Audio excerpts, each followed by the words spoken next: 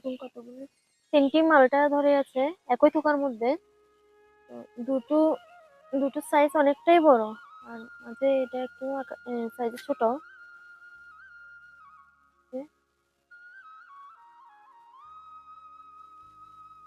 দেখেছেন কত বড়, সাইজ অনেকটাই বড়।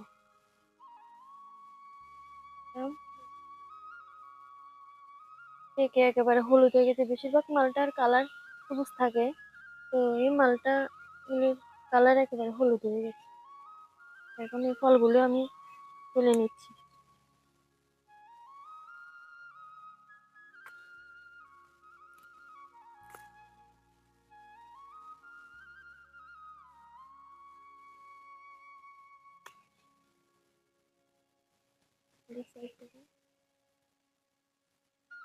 এত বড় মালটা কি আপনারা কখনো দেখেছেন? আমার ছাদ বাগানে প্রথম বড় মালটা।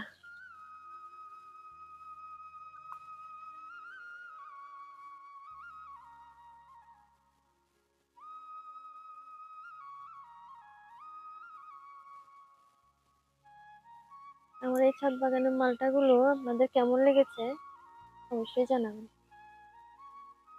নমস্কার।